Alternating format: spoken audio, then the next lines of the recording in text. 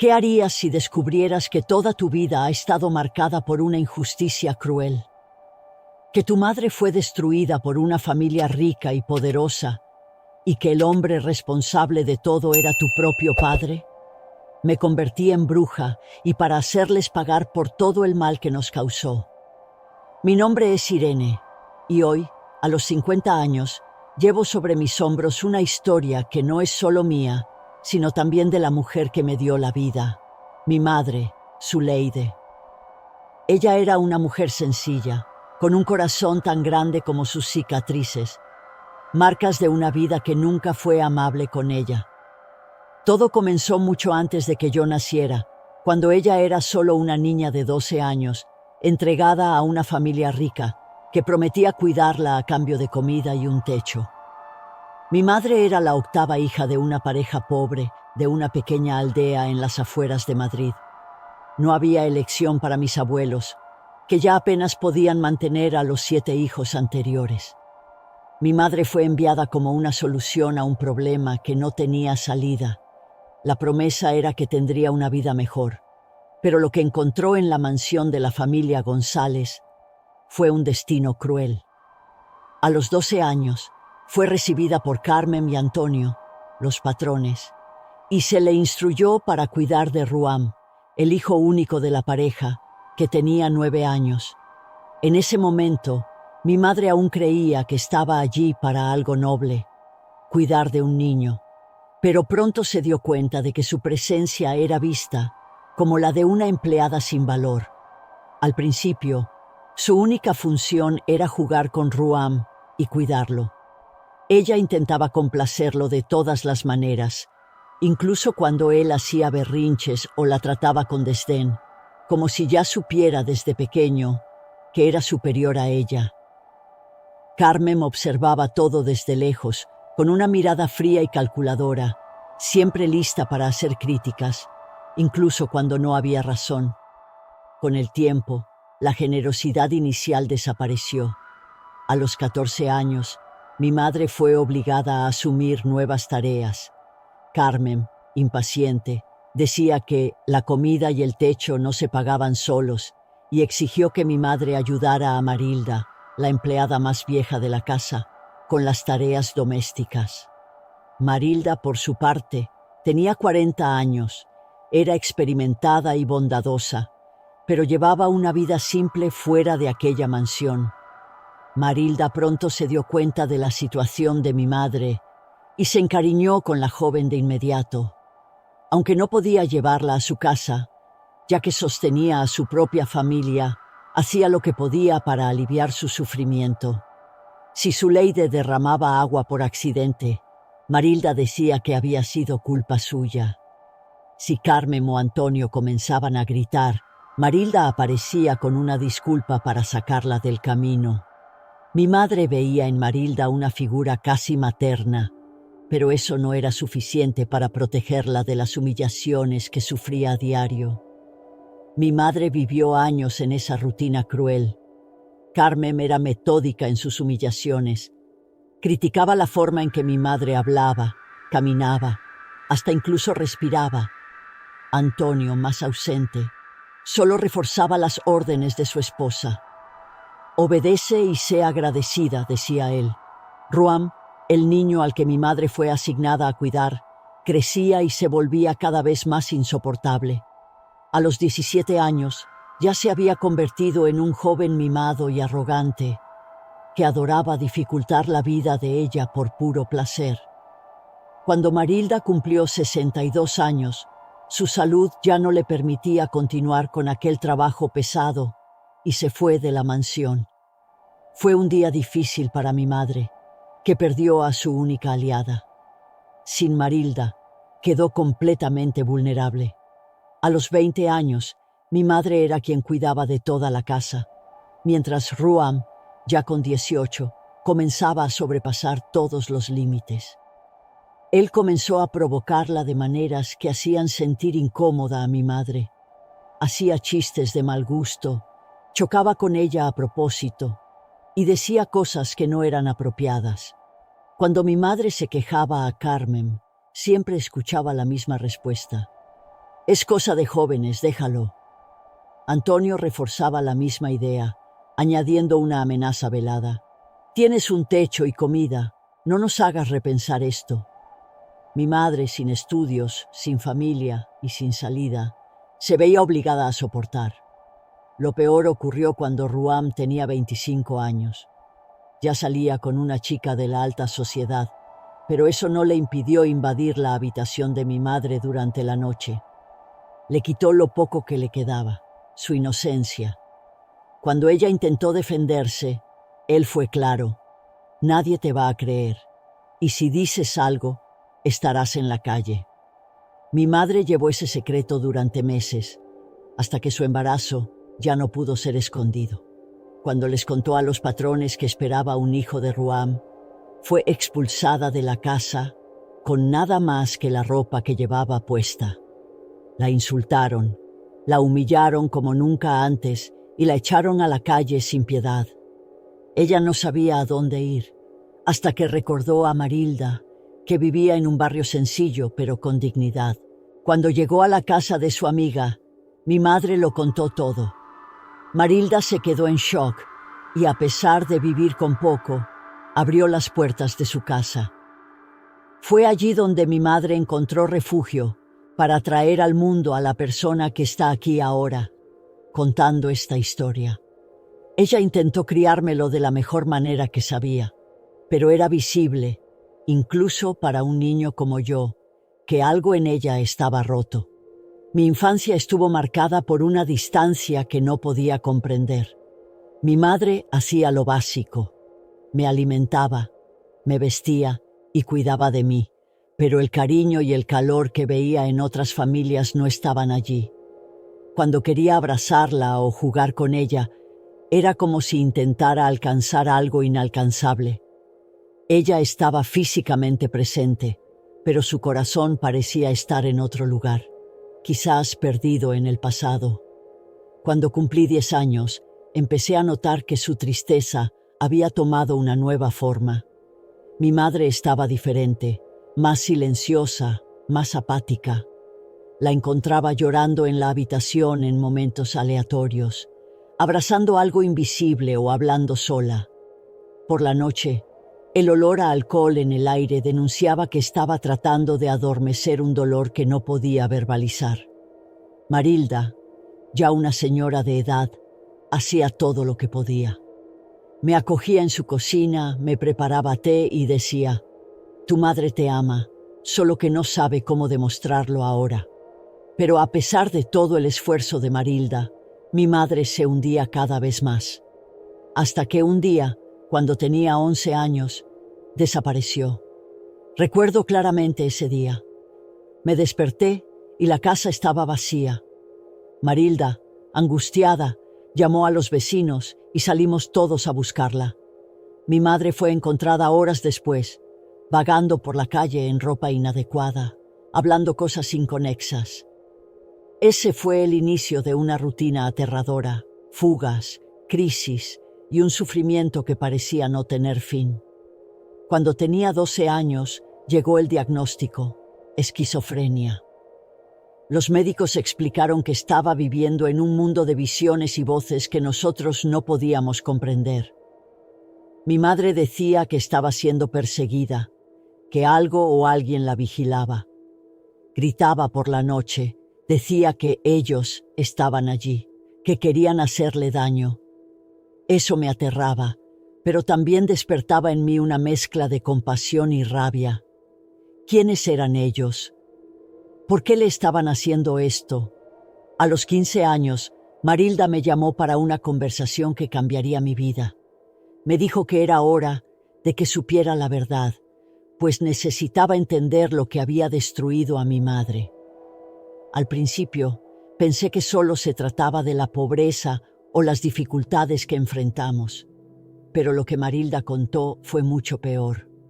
Reveló todo: el abuso que sufrió mi madre, cómo fue expulsada de la casa de los González y cómo la dejaron en la calle con nada más que la ropa que llevaba puesta. Escuché cada palabra con un nudo en la garganta, sintiendo mi ira crecer con cada detalle. Cuando Marilda mencionó el nombre de Ruam, mi propio padre, sentí un odio tan profundo que casi no pude respirar. En ese momento, todo tuvo sentido. La distancia de mi madre, su tristeza, su entrega al alcohol, las voces que decía escuchar. Todo era reflejo de lo que aquella familia le había hecho. No solo robaron su juventud, sino que destruyeron su mente y su espíritu. Recuerdo mirar a Marilda con lágrimas en los ojos y decir: voy a hacer que paguen. Todos ellos, un día, sentirán en su piel todo lo que le hicieron a mi madre. Marilda trató de calmarme, pero nada de lo que dijera podría cambiar lo que sentía en ese momento. No sabía cómo lo haría, pero a partir de ese día, mi vida adquirió un propósito: vengar a mi madre y destruir a la familia González. Tenía 15 años cuando comencé a buscar formas de cumplir mi promesa. Cada día, mientras mi madre vivía sus altibajos, controlada por medicamentos y el incansable cuidado de Marilda, alimentaba mi determinación. Pasaba horas navegando en foros oscuros de Internet, leyendo relatos de personas que decían haber encontrado poder a través de la magia. Fue en una de esas solitarias madrugadas que un relato llamó mi atención. Era de una mujer que decía haber sido injusticiada por personas poderosas y que, usando brujería, logró arruinar la vida de todos ellos. El texto era detallado, describiendo rituales, invocaciones y hasta las consecuencias de sus actos. Para muchos, eso podría parecer una historia inventada, pero para mí fue como un rayo de esperanza. Era como si hubiera encontrado un camino. Comencé a estudiar obsesivamente todo sobre brujería. Leía artículos, buscaba videos ocultos y copiaba hechizos que encontraba en textos antiguos digitalizados. Pero a medida que me adentraba, me daba cuenta de que el verdadero poder estaba en obras físicas, en libros que traían conocimiento ancestral. Fue entonces cuando descubrí el libro de San Cipriano, El tesoro del hechicero. Este libro no era como los otros. Era una obra temida, envuelta en misterio, llena de leyendas. Se decía que aquellos que lo abrían sin respeto podían ser maldecidos. Contenía hechizos poderosos, invocaciones y pactos que podían cambiar vidas. Pero había un problema: costaba caro. Sabía que nunca podría comprarlo porque no tenía dinero. Cuando cumplí 16 años, mi madre estaba más estable, gracias a los medicamentos y a los cuidados de Marilda. Para mi sorpresa, Marilda quiso celebrar mi cumpleaños con un pastelito sencillo, pero lleno de cariño. Recuerdo que me preguntó, con una sonrisa cansada: ¿qué quieres de regalo, niña? Dudé antes de responder. No quería asustarla con la verdad, pero la idea de tener ese libro en mis manos era más fuerte que cualquier temor. Quiero un libro, dije, con la mayor simplicidad que pude. Es un poco caro, pero es importante para mí. Marilda frunció el ceño, pero no hizo preguntas. Era el tipo de persona que, incluso con poco, hacía todo lo posible para ver felices a las personas que amaba. Pasó semanas ahorrando, vendiendo algunas piezas antiguas de la casa y logró juntar el dinero necesario. Cuando me entregó el libro, envuelto en un papel de regalo sencillo, sus ojos estaban llenos de ternura. «Espero que te haga feliz», dijo. Mal sabía ella que ese regalo cambiaría mi vida para siempre. Tan pronto como desempaqué el libro, quedé hipnotizada. El título dorado brillaba a la luz de la vela y las páginas parecían tener vida propia. Era el libro de San Cipriano. Era todo lo que necesitaba. Comencé a estudiar el libro obsesivamente. Leía cada página, copiaba hechizos y hacía anotaciones. Mi habitación, que antes era sencilla, pronto se llenó de velas, hierbas y símbolos que reproducía del libro. Uno de los primeros hechizos que llamó mi atención fue el círculo de protección. El texto decía que era esencial para cualquier ritual, una barrera entre el practicante y las energías que serían invocadas. Pasé noches dibujando el círculo en el suelo de mi habitación, exactamente como el libro instruía, usando tiza blanca en un piso limpio, con inscripciones específicas alrededor. Cada símbolo tenía un propósito, cada línea era una defensa. El libro advertía que nunca debería romperse durante un ritual, ya que eso podría exponer al practicante a peligros invisibles. Otro pasaje fascinante detallaba el uso de hierbas para crear hechizos de atracción y manipulación. La combinación de romero, ruda y sal gruesa, por ejemplo, se utilizaba para alejar enemigos y bloquear energías negativas. Ya el aceite de verbena, que logré comprar en un mercado local, era descrito como poderoso para hechizos de fuerza mental. Pero lo que más me intrigaba eran las invocaciones.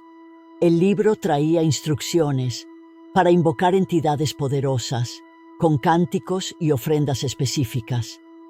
Aún no tenía valor para intentar algo tan audaz, pero leía y releía esas páginas, preparándome para el día en que necesitaría recurrir a eso.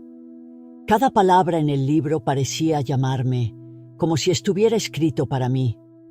Sentía que estaba más cerca de mi objetivo cada día, más fuerte y decidida. Todo lo que necesitaba ahora era encontrar el momento adecuado para usar lo que había aprendido. A los 21 años sentí que estaba lista. Años de estudio y preparación me habían dado el conocimiento necesario, pero faltaba una pieza fundamental: información sobre la familia González. Necesitaba saber dónde estaba mi padre, Ruam, y cómo acercarme sin levantar sospechas. Marilda, como siempre, intentó protegerme. Cuando pregunté dónde estaba la casa de los González, desvió la mirada y sacudió la cabeza. No, niña, déjalo estar. Olvida a esa gente. Ya han causado demasiado sufrimiento. Marilda, necesito saber. No haré nada de lo que debas preocuparte. Solo quiero información. ¿Crees que no veo la rabia en tus ojos?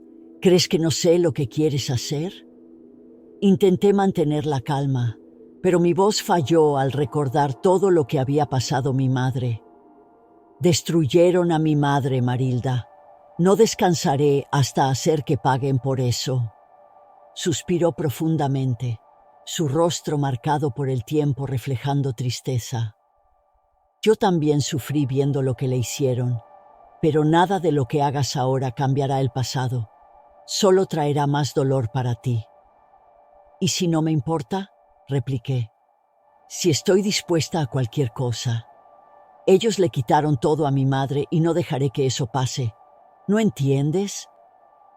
Marilda levantó las manos, como quien intentaba calmarme. Entiendo más de lo que piensas. Tu madre era como una hija para mí, y tú también lo eres. Pero esta sed de venganza te consumirá. Ya estoy consumida. Solo dime dónde están. Es todo lo que te pido. El silencio se prolongó. Marilda bajó la mirada, pensativa, y pasó su mano temblorosa sobre la mesa. Después de largos segundos murmuró: «Aún viven en la misma casa, la mansión en la calle Mayor». Mi corazón se disparó al escuchar eso, pero intenté no demostrarlo. Ella continuó: «El hijo, Ruam, todavía vive allí. Sus padres son viejos, ya no salen, y él, bueno, no sé nada más sobre su vida. Espero que sepas lo que estás haciendo». Gracias, Marilda, hiciste lo correcto. Ella me tomó de la mano antes de que saliera. Mi niña, espero que no te pierdas en este camino. Con esa información, empecé a planear. Pasé días observando discretamente los movimientos en la mansión. Así fue como me di cuenta del jardinero, un señor que entraba y salía por el portón lateral. Parecía ser el único empleado fijo, ya que nadie permanecía mucho tiempo allí. Decidí que él sería mi mejor oportunidad para conseguir información. Para acercarme, creé situaciones simples. Un día, caminé hasta el portón y empecé a charlar. «Señor, ¿sabe dónde está la panadería? Creo que me he perdido». «Está a 2 cuadras a la derecha, cerca de la plaza», respondió. «Gracias. El jardín de aquí es muy bonito. ¿Usted lo cuida?» «Soy yo, sí. Da trabajo, pero me gusta lo que hago». Después de algunos días, pasé de nuevo y aproveché para hablar sobre las plantas. «Estas flores son hermosas. ¿Necesitan mucho cuidado?» «Bastante. A estas no les gusta mucho el sol. Siempre es un desafío mantener todo vivo en este calor». Las conversaciones empezaron a fluir naturalmente. Poco a poco, él comenzó a hablar sobre la familia. «Estoy aquí desde hace 2 años. Es raro que alguien dure tanto tiempo». «¿Por qué?» «Los patrones son complicados. Los viejos que viven aquí son amargados. Y el hijo, ese es peor». «¿Peor cómo?» «Es arrogante, autoritario. Nadie aguanta mucho tiempo. Solo estoy aquí porque lo necesito mucho». También comentó sobre la esposa de Ruam. «La señora Laura es una buena persona, ¿sabe? No sé cómo aguanta. Trata bien a todo el mundo, pero vive en peleas con él». «¿Peleas? ¿Por qué?» «Él quiere hijos, pero parece que ella no puede quedar embarazada. Y luego, cuando las cosas no salen como él quiere, desquita con los empleados». La información encajaba perfectamente con lo que ya sabía. Don José, sin darse cuenta, me estaba dando el mapa completo de esa casa. Cada conversación me acercaba más a mi objetivo. Pasé semanas creando una conexión con don José. Siempre que pasaba por la calle, le llevaba algo. A veces era un sándwich, otras un trozo de pastel o una botella de jugo. Él siempre agradecía con una sonrisa, y poco a poco nuestras conversaciones se volvieron más frecuentes y personales. «Me recuerdas a mi hija», dijo un día, mientras podaba un rosal. No hablamos mucho. Se alejó cuando se casó. Esa revelación me mostró que confiaba en mí. Continué fortaleciendo la relación, hasta que finalmente decidí dar el siguiente paso. Una tarde, me acerqué fingiendo estar angustiada. «Don José, necesito mucha ayuda. Acabo de perder mi empleo de dependienta y el alquiler está atrasado. Si no consigo algo pronto, terminaré en la calle». Él paró lo que hacía y me miró con preocupación. «¿Es en serio, hija?» «Sí, y no sé a dónde más recurrir. Solo pensé en usted porque sé que conoce a mucha gente». Se rascó la cabeza, visiblemente incómodo. «Mira, me gustaría ayudar, pero trabajar aquí no es fácil. Esta familia son complicados. No quiero que pases lo que yo paso. Acepto cualquier cosa, solo necesito tiempo para aliviar las deudas. Prometo que en cuanto logre estabilizarme me iré». Después de dudar un momento, suspiró. «Está bien, hablaré con ellos. No prometo nada, pero tal vez acepten». Era todo lo que necesitaba. Al día siguiente, volvió con una respuesta. Querían entrevistarme. Fui a la mansión llena de expectativa, pero pronto me di cuenta de que no sería tan simple. Los abuelos de Ruam, ahora ancianos, estaban aún más desconfiados y arrogantes de lo que imaginaba. Cuando entré en la sala, me observaron con miradas severas.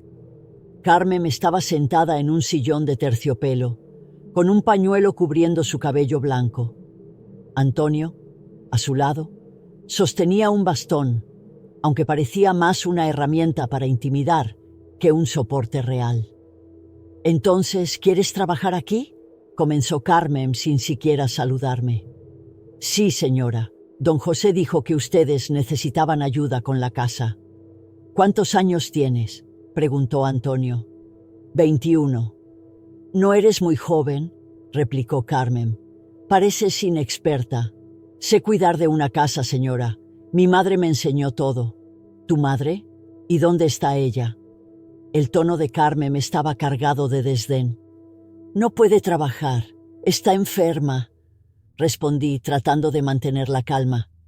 Ella intercambió una mirada rápida con Antonio y volvió a mirarme. ¿Qué me garantiza que no te rendirás después de una semana como los demás? No me rendiré, solo necesito una oportunidad. Antonio golpeó el suelo con el bastón irritado. ¿Una oportunidad? Todo el mundo quiere una oportunidad. El problema es que nadie aquí quiere trabajar de verdad. Carmen lo interrumpió. ¿Qué sabes hacer exactamente? Sé limpiar, cocinar y ayudar con lo que sea necesario. Puedo incluso cuidar del jardín si lo necesitan. La última empleada dijo lo mismo y era una incompetente, replicó Carmen, aún desconfiada. Me quedé en silencio, esperando que la tensión disminuyera, pero ella continuó. ¿Por qué quieres trabajar aquí? Porque lo necesito. Es así de simple. Solo quiero pagar mis cuentas y seguir adelante.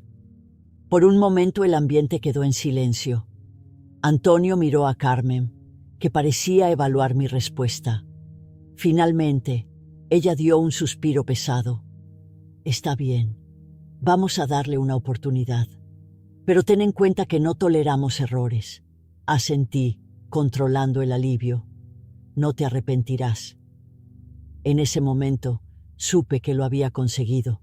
Estaba dentro de la mansión y finalmente tenía acceso a su mundo. Era solo el comienzo de mi plan.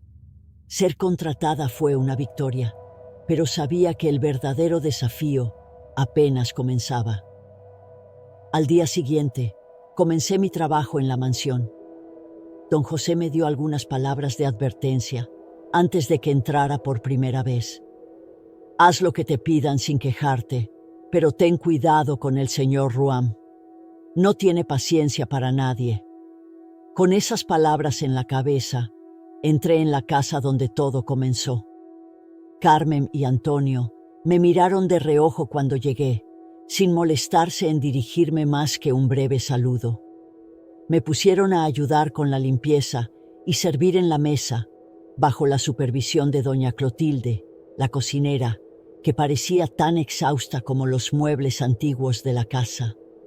En los primeros días, Ruam apenas aparecía. Siempre era Laura, su esposa, quien rompía el hielo. Tenía una ligereza que contrastaba completamente con el ambiente pesado. En una ocasión me llamó a la cocina. Espero que todo esté bien para ti.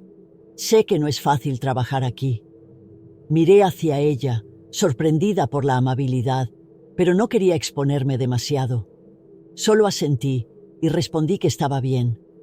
Laura parecía fuera de lugar en esa casa, y cuanto más la observaba, más veía el sufrimiento en sus ojos. No era como los demás, ni siquiera debería estar allí. Por eso, tomé una decisión. Laura quedaría al margen de todo. Ya pagaba un precio lo suficientemente alto por vivir al lado de un hombre como Ruam. Con el paso de las semanas, comencé a observar la rutina de la casa y reunir los objetos personales necesarios para el ritual. Carmen fue la primera. Mientras limpiaba su habitación, noté un peine de madera sobre el tocador, con cabellos atrapados en las cerdas. Guardé los cabellos en el bolsillo del delantal. De Antonio, conseguí un trapo que usaba para limpiar su bastón, encontrado en el armario del pasillo. Apenas notaba su propia rutina, así que la ausencia del objeto pasó desapercibida. Ruam fue el más difícil. No pasaba mucho tiempo en casa, pero era fácil sentir el impacto de su presencia. Un clima pesado se apoderaba de todo. En un día en que necesité limpiar su oficina, encontré una corbata tirada sobre la silla. Tomé un hilo suelto en el borde, sabiendo que sería suficiente. De Laura, nada. Incluso cuando tenía la oportunidad, no permití que ella se viera involucrada.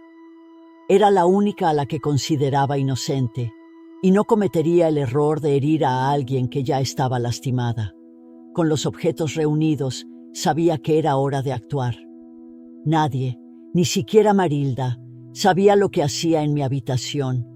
Era el único espacio de la casa donde tenía privacidad, pues la puerta siempre estaba cerrada y Marilda siempre respetó mi espacio. Esa habitación, que antes pertenecía a uno de sus hijos, era pequeña, pero suficiente para mis propósitos. En el día planeado, salí más temprano de la mansión y fui directo a casa. Cerré la puerta de la habitación, cerré las ventanas y apagué las luces, dejando el ambiente iluminado solo por las velas que coloqué en los 4 rincones del círculo de protección que dibujé en el suelo con tiza blanca. El círculo estaba marcado con símbolos que había aprendido en el libro de San Cipriano, utilizados para bloquear cualquier interferencia externa. Coloqué los objetos personales en el centro del círculo sobre un paño negro. De Carmen, los cabellos. De Antonio, el trapo que usaba en el bastón. Y de Ruam, el hilo suelto de la corbata.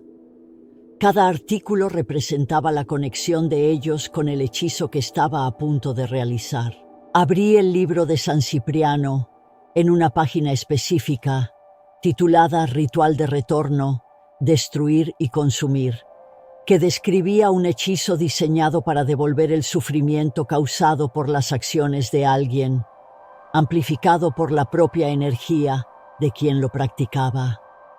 El libro dejaba claro que este era un ritual poderoso, pero también peligroso, si no se ejecutaba correctamente. Comencé a recitar las palabras en latín, como se describía en el libro, concentrándome en cada sílaba. El aire a mi alrededor parecía cambiar. La temperatura de la habitación cayó, y las llamas de las velas titilaban, pero no se apagaban. A medida que avanzaba en el hechizo, el libro instruía a añadir una gota de sangre como forma de sellar la conexión entre los objetos y sus dueños. Usé un pequeño alfiler para pincharme el dedo y dejé caer una gota sobre cada objeto. Las velas parecían brillar más intensamente por un breve momento antes de estabilizarse. Por último, el ritual pedía una ofrenda simbólica, algo que representara mi compromiso con el hechizo. Elegí un mechón de mi cabello, que quemé en la llama de una vela.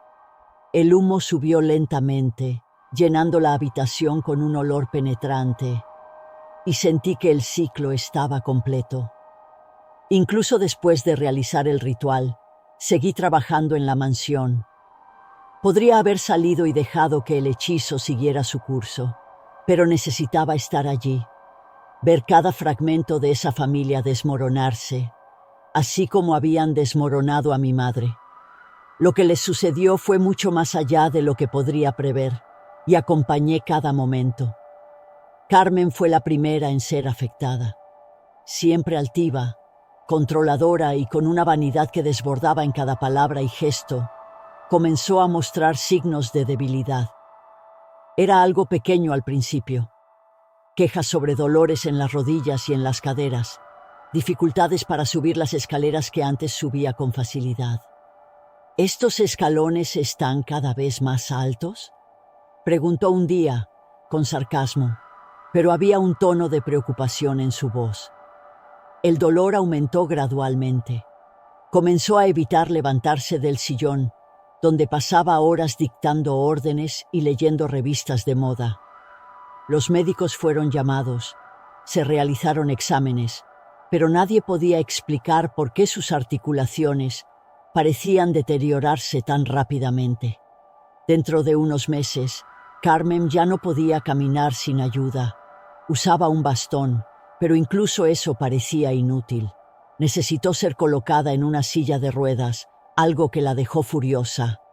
«¡No soy inválida!», gritó en un día de furia, arrojando el bastón al suelo mientras Laura intentaba ayudarla. Pero era exactamente eso lo que se había convertido. Dependiente, incapaz de realizar incluso las tareas más simples. Para una mujer que siempre controló todo y a todos, eso era la mayor humillación. La dependencia no la hizo más humilde. Por el contrario, Carmen desquitaba su frustración con los empleados, incluso conmigo, pero yo soportaba. Cada día veía su vanidad desvanecerse mientras su salud empeoraba. Su cuerpo se encogió, su piel se arrugó más rápidamente y hasta su cabello, que siempre había estado bien arreglado, comenzó a caerse en mechones. Se miraba en el espejo y lloraba, murmurando para sí misma: ¿qué me ha pasado? Antonio fue el siguiente. El hombre que antes comandaba la casa con su voz autoritaria y su bastón como símbolo de poder, comenzó a mostrar signos de olvido. Al principio eran cosas pequeñas. No recordaba dónde había dejado las gafas o se olvidaba de un compromiso agendado. «Creo que la edad me está alcanzando», decía con una risa nerviosa. Pero pronto el olvido se convirtió en algo más grave. Comenzó a confundir los nombres de los empleados y, en una ocasión, llamó a Laura por el nombre de su difunta hermana. Laura intentó disimular, pero la confusión fue visible. «Antonio, ¿estás bien?», preguntó. «Claro que sí. ¿Por qué no iba a estarlo?», respondió irritado. Con el tiempo, las fallas de memoria comenzaron a comprometer sus actividades diarias. Se olvidaba de comer, tomaba medicamentos en la dosis incorrecta y a menudo se perdía dentro de su propia casa. Un día, salió a dar un paseo por el jardín y no pudo encontrar el camino de regreso. Don José tuvo que ir a buscarlo y llevarlo adentro. «Estaba caminando en círculos», comentó José conmigo después. Los episodios de confusión se hicieron más frecuentes. Antonio comenzó a volverse paranoico, pensando que las personas a su alrededor conspiraban contra él. «Están escondiendo cosas de mí», acusó durante la cena, mirándome directamente. Con el tiempo, perdió completamente la noción de quién era. En los últimos meses en que aún estaba en la mansión, se sentaba en su sillón, mirando al vacío, murmurando palabras inconexas. El hombre que antes era temido, ahora era un harapo humano, perdido en su propia mente.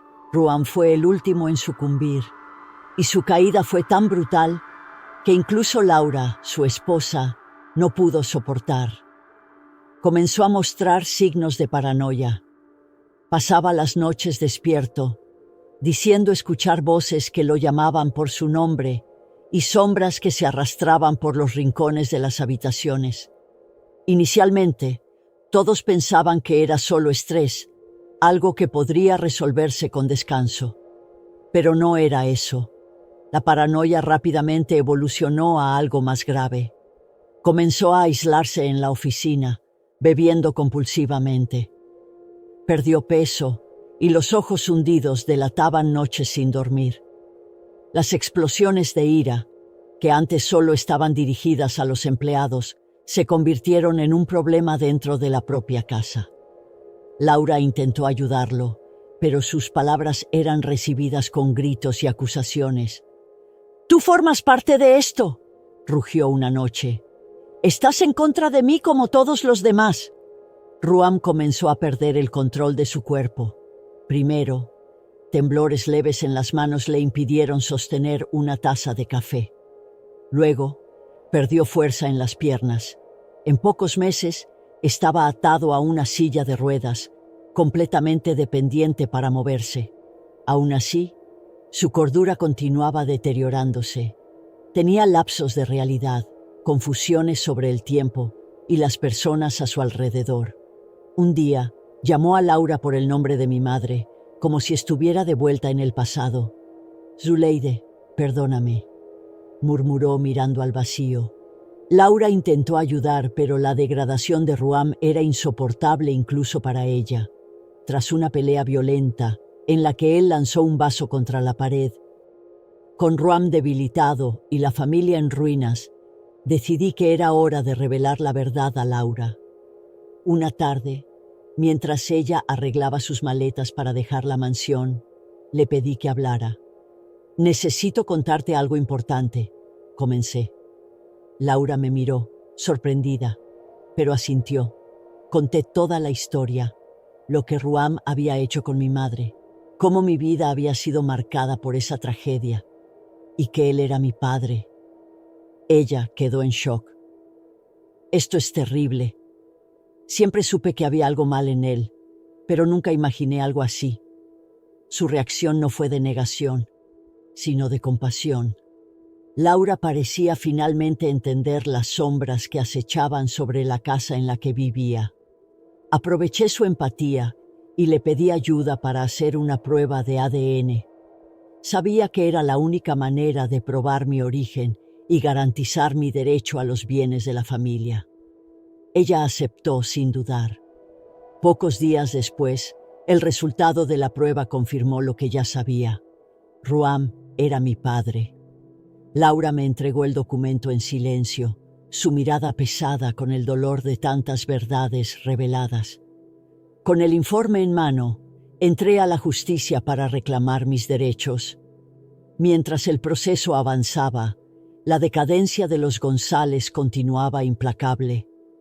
Carmen, ya debilitada y dependiente de su silla de ruedas, se volvió aún más terca y difícil. Rechazaba ayuda para las tareas más simples, insistiendo en mantener el control sobre su rutina, aunque eso la agotara. Una mañana, mientras Laura aún estaba en la casa, Carmen insistió en ir sola al baño. Fue un error fatal. Un grito agudo resonó por el pasillo, seguido de un estruendo. Cuando llegamos, encontramos a Carmen caída en el suelo, la silla volcada a su lado. Había sangre en el suelo. Se había golpeado la cabeza contra el inodoro durante la caída. Estaba consciente, pero visiblemente débil. Llamamos a una ambulancia y la llevaron al hospital, pero los médicos fueron claros.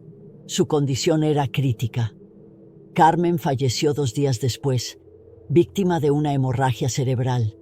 Su muerte fue súbita y chocante, dejando a Antonio completamente perdido. La muerte de Carmen destruyó cualquier vestigio de lucidez que Antonio aún tenía. Ya estaba mentalmente debilitado, pero el luto lo llevó a un estado de apatía y confusión total. Pasaba los días sentado en el sillón donde Carmen solía estar, llamando su nombre como si ella todavía estuviera viva. «Carmen, ¿vas a bajar a cenar?», preguntaba mirando al techo. Laura intentó cuidarlo, pero él se negaba a comer y a tomar los medicamentos. Pasaba horas mirando el jardín, como si estuviera esperando que ella volviera. Su salud física comenzó a deteriorarse rápidamente. Una noche, tras días sin comer adecuadamente, tuvo un colapso. Fue llevado de urgencia al hospital, donde fue diagnosticado con insuficiencia cardíaca agravada por la edad y la salud mental. Antonio falleció pocos días después, solo y sin ningún vestigio del hombre autoritario que había sido. La pérdida de los padres fue el golpe final para Ruam. Ya debilitado y mentalmente inestable, se sumergió en una espiral de paranoia y soledad. Laura, que había soportado años a su lado, no vio otra alternativa que dejarlo. Antes de irse, me llamó para hablar. «Me voy», dijo. «No puedo seguir viviendo así, pero mereces saber que estoy de tu lado. Testificaré en tu caso, si es necesario». Con el apoyo de Laura y la muerte de sus padres, Ruam perdió el último vestigio de control que tenía sobre la casa y sobre su vida. Comenzó a vivir aislado, atado a la silla de ruedas e inmerso en alucinaciones. Decía escuchar voces y ver sombras que lo llamaban por su nombre. En una visita al hospital donde estaba internado, lo encontré murmurando frases inconexas. «Ellas están aquí», decía, mirando a un rincón vacío de la sala. Ruam nunca se recuperó. Sus condiciones físicas y mentales continuaron empeorando, hasta que, unos meses después, fue declarado muerto. Con el fallecimiento de los abuelos y de Ruam, el proceso judicial fue concluido. Fui reconocida como heredera legítima de la familia González. Laura, verdadera en su promesa, testificó a mi favor, confirmando lo que la prueba de ADN ya había probado. Con la mansión vacía y el proceso judicial concluido, Laura me ayudó a tomar una decisión definitiva: vender la casa donde se vivieron tantos años de sufrimiento. No tenía sentido mantenerla, y la venta era el mejor camino para seguir adelante. Laura, siempre amable, se ofreció a encargarse de los detalles de la transacción. No tardó mucho en encontrar un comprador dispuesto a pagar una cantidad significativa por la propiedad. Cuando se cerró el trato, la sensación de liberación fue indescriptible. Con el dinero de la venta, lo primero que hice fue pensar en quién había estado a mi lado durante todo el proceso, incluso sin conocer toda la verdad: don José. Le pedí que viniera a verme. Llegó con su forma humilde, sin entender por qué quería verlo. Cuando le entregué el sobre con el dinero, quedó en shock. «Esto es para usted, don José, por lo que hizo por mí, incluso sin saber quién era realmente». Abrió el sobre y vio la cantidad. Sus ojos se llenaron de lágrimas. «Hija, no puedo aceptar esto». «Sí puede. Me ayudó más de lo que imagina. Sin su confianza, no habría podido llegar aquí. Este es mi agradecimiento». Don José movió la cabeza, emocionado. «Nunca imaginé que usted fuera hija de mi patrón, pero usted es muy diferente a él. Mucho mejor». Salió con el corazón ligero, diciendo que usaría el dinero para cuidar de su familia y finalmente descansar de una vida de trabajo duro. Con el dinero de la mansión, compré una hermosa casa en un barrio tranquilo.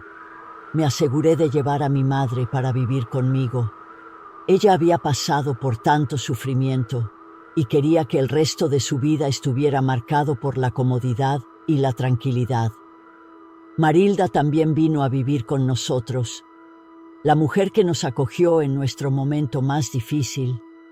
Merecía toda la gratitud y el cuidado que pudiera ofrecer.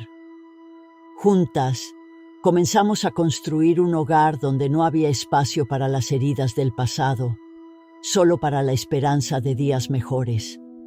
Con parte del dinero, invertí en el mejor tratamiento médico posible para mi madre. La esquizofrenia que la atormentaba desde hacía años fue controlada con medicamentos y terapias. Ella comenzó a recuperar algo que desde hacía mucho tiempo parecía perdido: la alegría de vivir. En los momentos de lucidez, ella sonreía para mí y para Marilda, diciendo que nunca imaginó que un día tendría un hogar como ese. Ver a mi madre feliz era todo lo que necesitaba para saber que había hecho lo correcto. Además de la mansión, la familia González tenía otros inmuebles que ahora estaban bajo mi gestión. Decidí mantener los inmuebles como fuente de ingresos. Los alquileres mensuales garantizaban una vida cómoda y estable para mí, mi madre y Marilda. No me tomó mucho tiempo darme cuenta de que lo que realmente quería no era lujo o riqueza, sino la paz de saber que teníamos seguridad y un lugar donde todas pudimos finalmente descansar y vivir sin miedo. Algunos meses después de establecernos en la nueva casa, Marilda, con su curiosidad habitual, finalmente preguntó: «Hija, sé que eres fuerte y decidida, pero ¿cómo conseguiste todo esto? ¿Cómo lograste los bienes, esta casa, y además cuidar tan bien de tu madre?» La miré por un momento, pensando en la respuesta. Decidí mantener parte de la verdad oculta, por respeto a su historia y a la de mi madre. «Marilda, simplemente luché por mis derechos. Usé la prueba de ADN y probé que soy la hija no reconocida de la familia González. La justicia hizo el resto. Ellos se lo debían a mi madre y a mí». Ella sonrió, satisfecha con mi respuesta, pero la verdad, toda la verdad, seguía guardada conmigo. Nunca tuve el valor de contarle que para lograr todo esto, tuve que convertirme en algo que nunca imaginé: una bruja.